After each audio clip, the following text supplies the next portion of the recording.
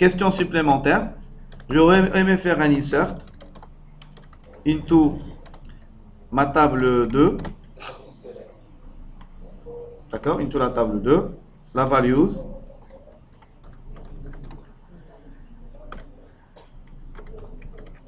Bien. Est-ce que ce droit-là, est-ce que j'ai le droit de faire l'insertion?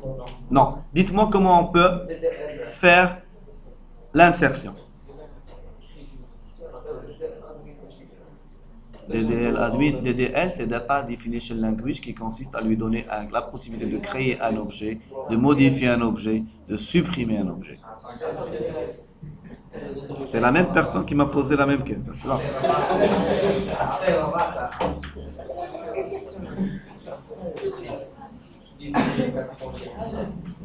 Bien. Comment autoriser maintenant l'user 2 à faire des insertions?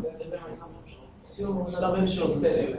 Alors, ici, remarquez, ma question, on peut en déduire deux possibilités. Est-ce qu'on veut lui donner toujours le droit de faire les insertions? Et là, on remonte vers le rôle data writer.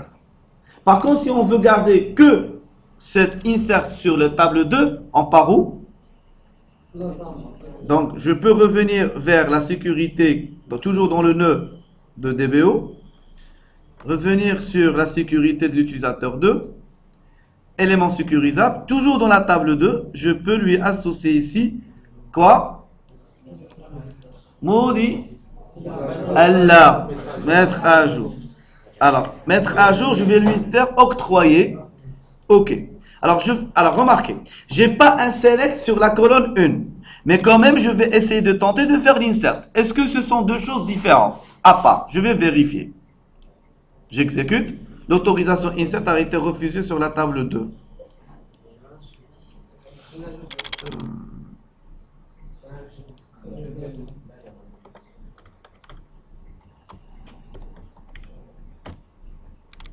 A été refusée sur la table 2. Sinon, l'instruction n'a pas été mise à jour, donc je vais ouvrir une nouvelle, connexion avec l'utilisateur 2. OK, vas-y. A été refusé sur l'objet 2. Donc, on lui a refusé la chose. Donc, je vais vérifier quand même. Je vais vérifier. Est-ce que ça a été pris en considération? Donc, mettre à jour. Il est octroyé à ce niveau-là. Alors, testons la chose suivante. Est-ce qu'il a le droit de regarder la table 1? D'accord? Il a le droit de regarder la table 1. Je vais lui ajouter la possibilité d'insérer dans la table 1. Ok? La possibilité d'insérer dans la table 1. Donc la table 1, faites attention, il faut la sélectionner, mettre à jour, octroyer. Tac. Bien. Je change ici, select into dbo. La table 1. Alors, j'exécute. Il n'arrive pas à faire ça. Ah, on faisait update. Tiens, on n'a pas fait attention que, en tant qu'élément sécurisable, il y a peut-être quelque chose qui s'appelle insert, différemment de mettre à jour. Et donc, je vais vérifier ça par rapport à la T1. J'exécute. Ah, c'était ça. Et donc, je vais revenir vers l'utilisateur 2. Élément sécurisable. Ah, c'était pas mettre à jour, c'est plutôt insérer. Vous faites la différence, s'il vous plaît. Oui, il faut qu'on explique là des choses.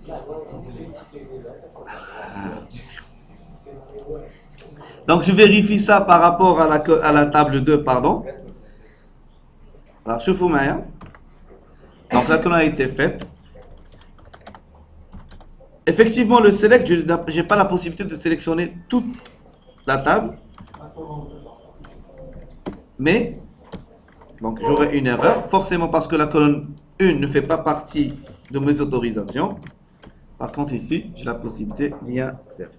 C'est bon? Donc, mettre à jour, c'est update.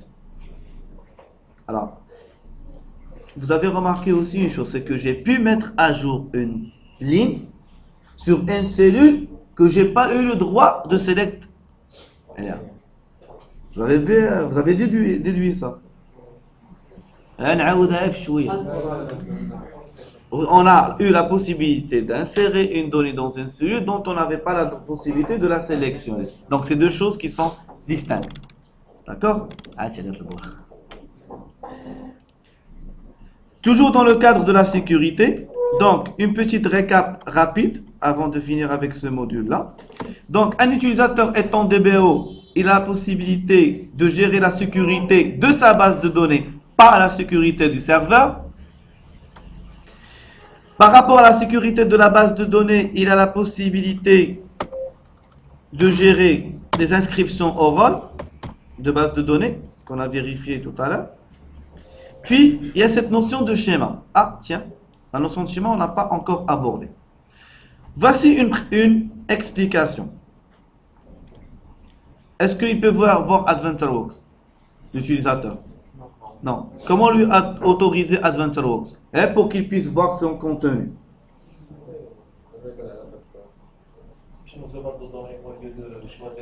Il faut remonter vers un utilisateur qui a le droit de faire le mapping. Voilà, ma page. Choisir la base de données cible. Je peux lui donner Data Reader pour voir. Pour voir. Voilà. F5 pour actualiser. Donc remarquez, le F5 actualisé, il faut vraiment le faire par rapport à cette interface. Les tables.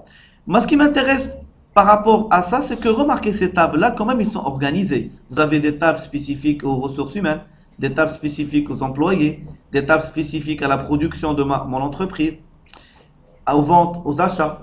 Et donc, forcément, remarquez, il y a un préfixe que je peux ajouter à chaque fois. Ce préfixe-là m'aide tout simplement à avoir deux avantages. Le premier, c'est d'organiser les tables par métier ou par notion qui m'intéresse. Deuxième avantage, c'est que par exemple, j'ai un utilisateur que je veux lui donner le droit de sélectionner toutes les tables qui sont en liaison avec la production. Remarquez quand même, il y a quand même une quinzaine ici. Et donc, je dois me faire toutes les 15 tables. Ou tout simplement lui donner le droit sur ce préfixe. Alors que, au lieu de parler de préfixe, on appelle la notion de schéma. Le schéma, pas comme Oracle. Le schéma ici consiste tout simplement à réorganiser les tables selon un ordre précis par mon entreprise. Deuxièmement, faciliter l'octroi des autorisations par panier de tables. Il suffit par exemple que je lui donne le droit sur production en tant que select par exemple et il a la possibilité de sélectionner toutes les tables qui font partie de ce schéma. Comment créer un schéma? Alors, comment créer un schéma? Je vais revenir sur la base de données de l'utilisateur lui-même, dont il a le droit. Sécurité, schéma. Nouveau schéma. Je ne sais pas, est-ce qu'il existe? Fais vente. Voilà, c'est un schéma que je viens de créer. Je vais organiser la table 1 de telle manière à lui attribuer ce schéma-là, à ce préfixe-là. Sur 2005, vous avez modifié. Sur 2008, vous avez création. J'attends l'ouverture de la fenêtre propriété. Comme vous pouvez remarquer, il n'est pas là. Je fais F4 pour afficher la propriété de la table. Ce sont les propriétés des colonnes. Moi, ce qui m'intéresse, c'est la propriété des tables. Je fais vente. OK. J'enregistre mon nouveau schéma sur deux tables.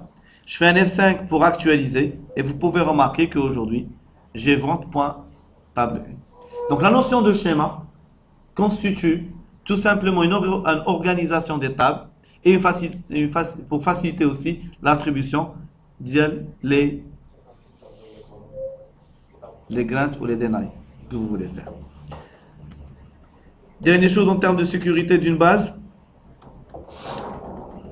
Vous avez sécurité, vous avez clé asymétrique, clé symétrique et certificat. Tous vos bagages en termes de sécurité, vous pouvez l'appliquer à ce niveau-là. Pourquoi on a besoin de ces certificats? Un contexte simple, par exemple. La base de données, elle est stockée sur disque dur d'une manière non cryptée. Un simple backup, vous prenez ce point back, vous partez sur un autre serveur, vous restaurez ce backup et vous avez vos données. Si vous voulez sécuriser une base de données qui héberge des données assez sensibles, vous avez la possibilité de crypter son contenu avec une clé symétrique, asymétrique ou un certificat carrément proposé par une autorité. Et ces données sont cryptées. Même le backup, si vous l'aurez, vous pouvez aller le restaurer sur une machine. Il vous donnera erreur tant que vous n'avez pas précisé la clé. Faites attention si vous créez une clé sur votre machine. Pensez à l'enregistrer en dehors aussi de la machine. Parce que si jamais vous crachez votre serveur, vous n'aurez ni votre base, ni votre clé. Et le backup sera crypté pour que vous puissiez le restaurer. Il vous faut la clé. Donc, quand vous créez une clé, enregistrez-la ailleurs aussi. Dans un milieu sûr, s'il vous plaît. C'est bon? Des questions? Des questions? Moi, je vais poser une question. Si vous avez l'erreur 18452 ou 456, vous pensez à quoi? Tout simplement, vous êtes en train d'opérer avec un serveur dont les propriétés sécurité sont en mode d'authentification Windows, qu'il faut basculer en mode d'authentification mixte. Cela requiert le redémarrage du système. Redémarrer un système, s'il vous plaît. Ne soyez pas con de faire déconnecter, reconnecter et vous dites que vous avez redémarré le service. Non. Ou vous fermez cette interface ou vous l'ouvrez. Redémarrer le service, vous pouvez l'avoir de cette manière. Ou au pire, vous pouvez aller vers les services, les lister et vous les redémarrer de cette manière. Ok? Question?